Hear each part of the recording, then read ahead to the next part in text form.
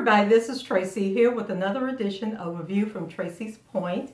And we are here today to talk about Iyanla Fix My Life.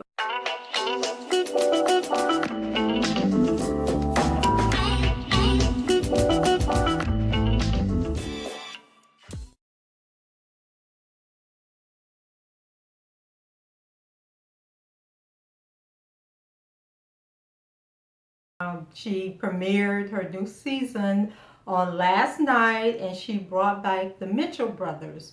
And so if you guys haven't followed the whole Mitchell brothers story, I think it was like a three-part series that she did a couple of seasons ago, about a year ago, because you know she does multiple seasons within a year. So anyway, the Mitchell brothers, it was 7 brothers. 5 of them came on the show. One brother was killed and the other brother is incarcerated. And then we learned that they also had a sister, and the sister group was raised by the grandmother. And so these Mitchell children were the products of this couple.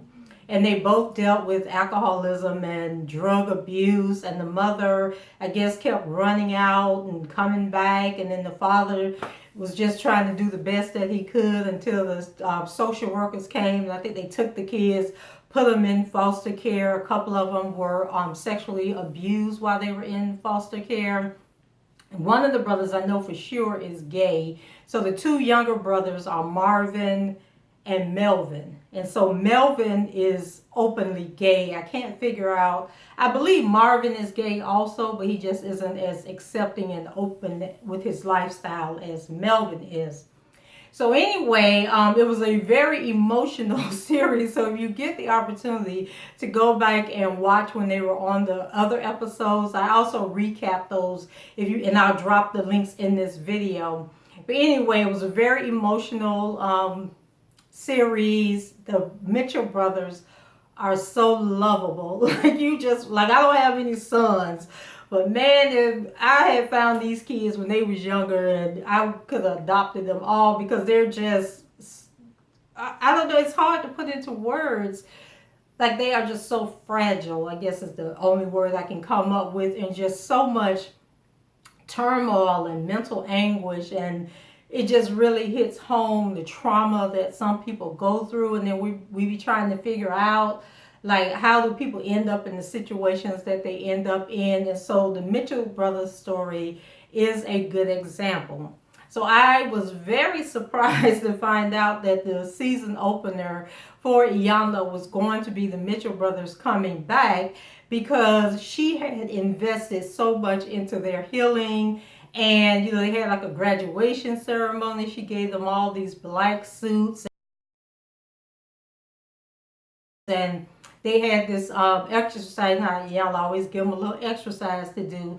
And she had given them this exercise where she gave them this big picture frame. And she told them to write on the picture frame all of the characteristics that they wanted to possess. Like, what were the things that they wanted to show, wanted people to see about them.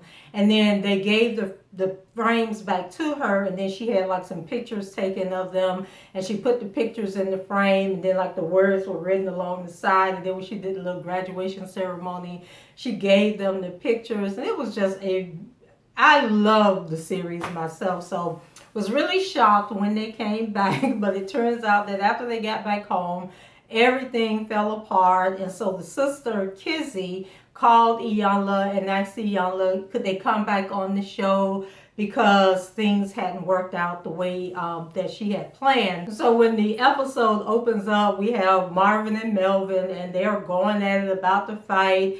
And so Melvin storms out, and Marvin tells Iyanla that he gonna beat Melvin's ass if he don't leave him alone. And I'm like, oh Lord have mercy. And so we also learned that Marquise, so the older brother is Michael, but Michael has some kind of mental issue going on. He's a little slow. We don't know if it was drug related because the mom was doing drugs. But he has some kind of damage going on. And the thing with Michael is he goes on social media and make these videos. And so Michael is probably weigh 100 pounds soaking wet. But he's an older guy. He's like in his 40s or close to 40. And he's real skinny, and he makes these vulgar videos where he have on like disposable diapers and just acting a pure D fool, running all out in the street and carrying on. And then he posts his stuff on social media looking for attention. So we find out that Michael is still making the videos. And then Marquise is 37. And so Marquise took on the role of being the older brother because it was obvious that Michael couldn't be the older brother. And so he just has this burden on him, and then he has like a bunch of kids, and he's not being a good parent to those kids. And so he has just been weighed down trying to take care of the other siblings and to keep them all together, that he's kind of like succumbing to the pressure. And then he's also dealing with the fact that the brother that was killed, they were there. Something jumped off, dealing with drugs or something. The brother went to confront these guys. He found out, and then he got there. But when he got there, the brother had been shot and he ended up dying. And so he has a lot going on with him. So we learned in this episode that Marquise has been cutting his wrist. He's, I guess, trying to commit suicide. But I always say that people who want to commit suicide die, and people who are really calling out for attention, they don't. And so Iyanla kind of alludes to that when she's talking to Marquise. I was just sitting there last night like, oh my God, like how this is just so deep. Like, I just can't even imagine growing up, and I know so many people do, but I just can't imagine growing up with all the things that they've had to face in their life, but they're still trying to persevere. They're still trying to do better and be better. And I think that's what makes them so lovable and so likable, and that everybody wants to root for them. Iyanla brings everybody together. Oh, and then also Michael had tried to commit suicide in the past. And so we learned that Michael was staying with the dad, but the dad couldn't control his mouth. And so the dad was basically like, if you don't shut up and sit down somewhere, you're going to have to get out. And so Michael ended up moving out, moving into this, like he was renting a room from somebody, and he tried to commit suicide again because he had tried to commit suicide in the past as well. And so they're sitting down talking, and Iyanla trying to figure out what's going on. And then all of a sudden, Michael just jump up and go into a tirade. He jumping all over the place. The production people got to come. Like, boy, if you don't get somewhere and sit down. And so Michael is crying out, for the brother's love and attention. And one of the things that he expressed in the 3 episodes before was that he wants to be the big brother. He wants them to come to him and share and ask, share their lives with him and ask him for advice, but he's kind of slow, so they don't go to him. They always go to Marquise. And so Michael's upset, that the brothers don't come and talk to him when they are struggling. And so he, like I say, on this rampage, and while he's yelling and screaming, Iyanla's like talking in this calm voice, translating what he's saying. And she's like, he's basically saying he's lonely, he's isolated, he wants to be a part of your lives. And in the meantime, Michael jumping all up and down, and like I told you, he weighed like 100 pounds, and so just very animated. And then all of a sudden he calmed down and go and sit down. Then Melvin, who just missed a major attitude, and I believe when they were on the show before, Melvin is like I don't want to say he's a gay prostitute, but basically he meets people online, and then he travels around the country and to other countries to meet up with these people. Like, he didn't come out and say he was a paid escort, but that's kind of like what it sounded like to me. And so he was saying that he was being very judgmental of all the other brothers of Michael and how everything was happening. And so Iyanla was basically telling him that it's okay to let other people have their experiences. Like, their experience doesn't have to be your experience, Melvin. Everybody is going through this thing at the same time, and they're approaching it differently. But Melvin was like, he thinks everything is stupid. He thinks everybody's stupid. He doesn't understand if what Iyanla had did before was working. Why are they back there now? And so I was just like, boy, you doing the same thing that you were doing before. It's like you just cannot accept your brothers and love your brothers the way they are and then let nature take its course, because they have been through a lot. They've experienced a lot. And so they've got to give each other, breathing room and time to heal.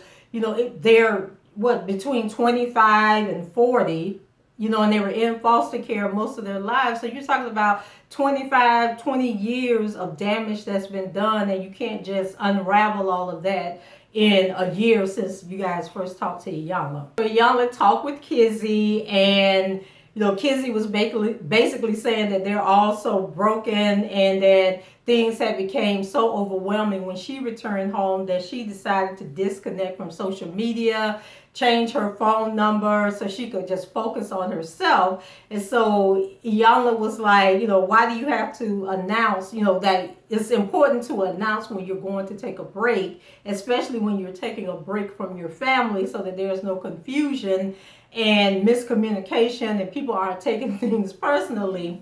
So then Marvin, we learned, took the break personal because Kizzy said that so Marvin took the break personal, but then Kizzy says that she was going through a lot in her relationship. I think she lost her job, she lost her home, and said that she was just going through a lot. And then all of a sudden she becomes really emotional and she jumps up and runs off. And then Iyanla was like, didn't I just say when you have to take a break, let people know so they know what's going on? So then when Kizzy returns, Iyanla calls her out, for not announcing her departure. So she was saying that people are fearful of losing connections, and when you just disappear and don't say anything, then they start conjuring, reasons up in their head. They begin to internalize and think that it's something that they did. And then she asked Kizzy, where did she go and why? And so Kizzy said, I just needed a minute. So Iyanla, she went upstairs in the bathroom and cried for a few minutes. Then they bring in the mama. And y'all know that mama, what's her name, Leandra or something like that. But anyway, I call her Frankie because she looked just like Keisha Cole's mama. Like her and Miss Frankie could be twins. And they definitely got the same behavior. Both drug addicts, both done had these kids all over God's creation that they ain't take care of. And now want to come be back in the kids' life. And so the mom, like I said, she abandoned all her children, but she spent more time with the boys than she did with Kizzy. So when this show ended before, the mom and Kizzy had made a promise that they were going to, at least once a month, they were going to go out shopping, go to lunch, go get pedicures and manicures, do something to build that relationship. So we learned that that did not happen. And that the reason it didn't happen was because the mom did her part. She gave Kizzy 30 days. Iyanla had told him to wait 30 days after the show before, trying to reach out. The mom said she waited the 30 days. She called Kizzy. She texted Kizzy. She sent messages to Kizzy. Kizzy wouldn't respond. So Kizzy said the reason she didn't respond was because the mama... And my daughters, they get mad at me because they say I do the same thing, but I don't think I do it. But the mom said that, Kizzy said that the mom, when she would call, the brother Marvin would be on the phone also and would be muted. Or either she would have Marvin call, but she was like on the phone listening to the conversation. And she said, she was like, why couldn't she just call me without other people interfering? And when my daughters be talking about me, is because I'll say something and then they take it as I want them to call the other sibling to share what it is that I just said. With all actuality, I was just making a point. Wasn't expecting nobody to text, nobody call, nobody or anything. And then all of a sudden I get a phone call and a text message. And I'm just like, y'all are crazy. But anyway, that's how kids be operating. That's how siblings be operating. And so they're going to have to learn to deal with that. So while they were talking, Michael brings up the fact that on the mom's social media page, She has pictures of her mother, of her grandparents, of aunts and uncles, all these people that have passed away. The mom is constantly sharing their pictures on her social media.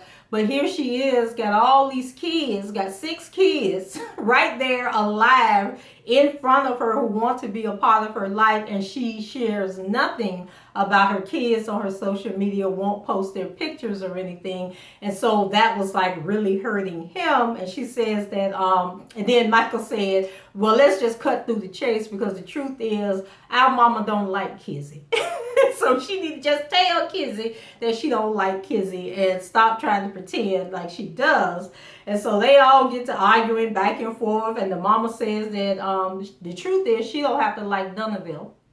And I was like, well, damn. I thought we was here for some healing, not to make the poor kids feel worse than they already do.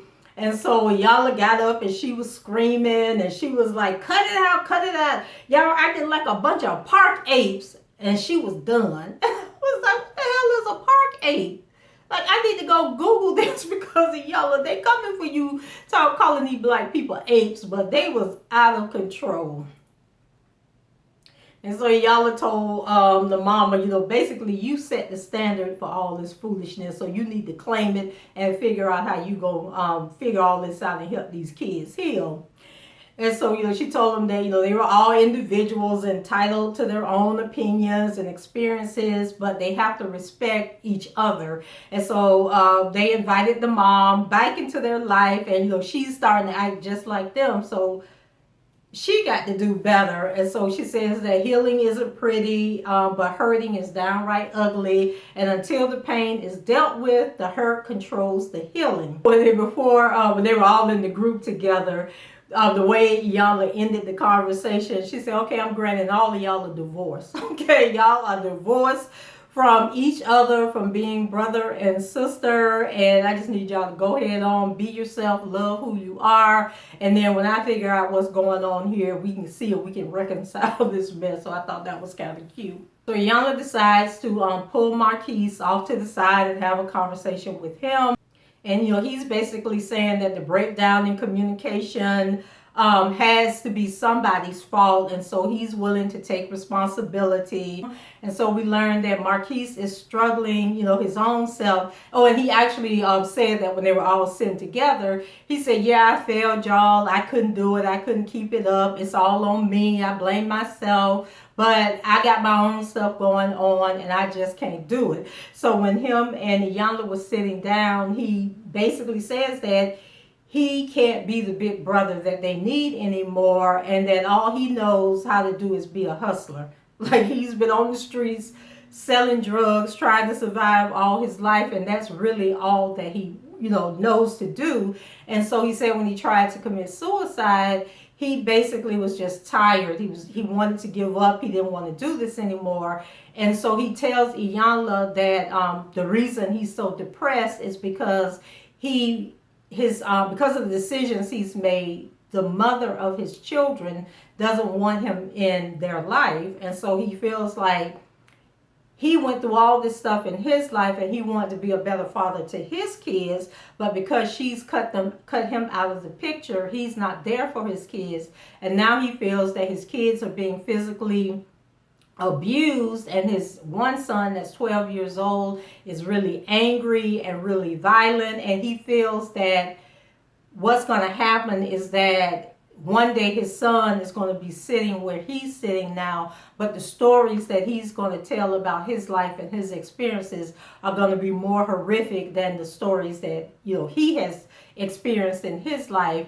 And so Iyanla, I was just like, oh my God, like, how does Iyanla sit there and listen to all this and feel all this pain? And so Iyanla was basically telling him, you can't give up. You still got to be the bigger person, set the example for him, and hope that he'll change. But he says that, just watching his son and just how angry and everything he is, that he doesn't see his son being able to break the cycle, and then he doesn't know what to do to help his son break the cycle. So Iyanla told him, that he's got to be willing to see things differently, and that without a vision, a man will perish, and he has to make a choice. If he was to wash dishes or wash somebody's filthy ass, he has to be willing to do what it takes to leave the streets and be a better person. If his biggest burden is the fact that he doesn't want his kids to turn out like he did, then he's got to do things a totally different way, or he's going to get the same results.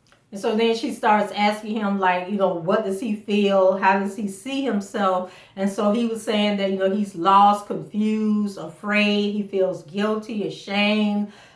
He's angry. He feels violent. He's lonely. And so she was telling him, choose today that you're not slinging any more dope because someone loves you. Like, even if you don't love yourself enough at this point, know that your kids love you and your brothers love you, and that should help motivate him to want to do better. And so he says that he feels that he is worse parent than his parents were. And I don't know how that's even possibly. And so he says that, even though he's trying to do better when he wasn't trained to do better, and that's why all of this is like all confusing to him. And so Iyanla tells him, it's a pathology that passes from generation to generation, and you want your kids to be the best you, not. So I kind of understood what she was saying, like we have to see the better part of us even if we can't be that right now. So what it is that we envision would be a better life or a better person, that's what we have to try and bring out in our kids. And so he needs to learn the tools to be able to do that and stop seeing himself in the current space, but to see himself down the line when he's overcome and conquered everything that he's going through. So then we move over to McQuell. So he's the voice of reason and authority. And so Iyanla was telling him that he needs to give himself permission to be great. And he's like the calm one. He looking at the rest of them acting the fool. Like, God, why am I a part of this? So Iyanla says that McQuell doesn't know who he is yet. And she asked him, if he was able to go to college, what would he go to college for? And he says that if he had the opportunity to go to college, then he would do child psychology. And so she thought that was a very interesting prospect. And he says that his kids, so he has kids, and he was saying how they don't live with him and he doesn't have custody. And so that's really hurting him.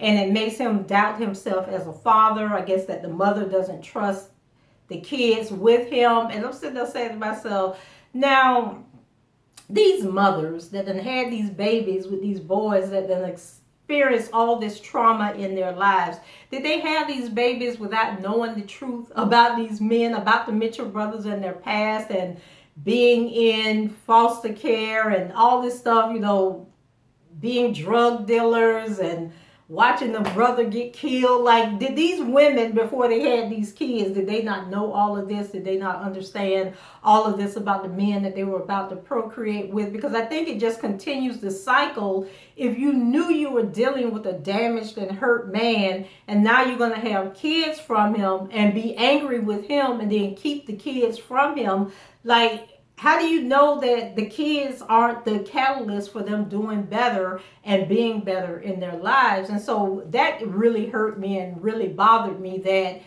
the one thing that could help them change is being withheld from them. But then we don't know the whole story.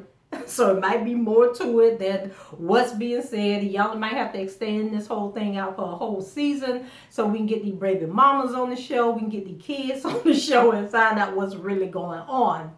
Oh, and then also I forgot to mention, Iyanla chose not to invite the father of the Mitchell brothers, chose not to invite him back to the show. She only invited the mother to come back. So he was telling Iyanla that because of the pattern of his parents, he did everything backwards, and that he's got to break the pattern, and he thinks that he's a good person but doesn't feel that way all the time. And so Iyanla tells him that he's divine and wonderfully made, and everything happens in God's time, and that he has the capability to break the pattern. So he tells Iyanla that the oldest of his kids is 12 years old, and so she asked him, where was his dad when he was 12? And then she goes on to tell him that if his dad had been there in his life when he was 12 years old, that they wouldn't be sitting there having this conversation, and that everything happens in divine order, and that his pattern is to deny his greatness and make himself small and invisible. And she says that you didn't even know you were in a pattern until you came here last year, and I told you that you were in a pattern.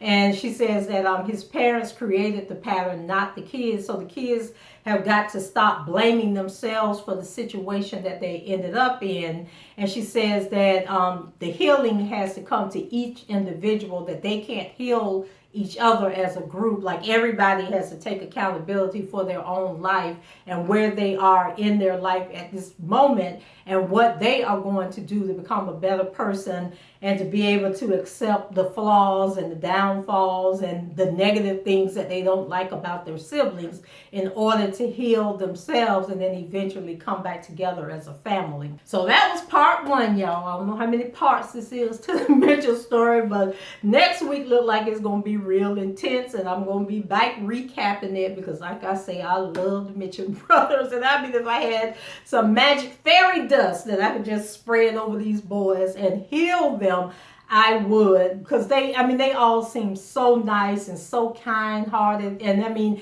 when you think about all that they've been through, and for them to just still have such loving hearts, and the capacity to want to heal and want to do better, you just can't help but love them. And I just can only imagine what effect being on this show has had on their lives, and especially once people watch this show, like how would they receive when they went back to Kansas City. And then also, I think that Marquise, the one that witnessed the brother get killed, I really think that part of his problem is that there's more to the story about the brother getting killed than he is telling us. So like last year when they were talking about it, he was saying that he had told the brother to wait, but the brother went ahead, and then he got there too late. And so he felt like if he had stopped what he was doing and went with the brother would still be alive. And Iyanla was telling him that it doesn't work that way, that it was the brother's time to die. But I just still think that before this is all said and done, the truth is going to come out about what really happened when that brother died. So that's it for me, guys. Leave your comments below, rate the video, and subscribe to the channel if you haven't done so already. And until the next time, I shall talk to you guys later. Bye-bye.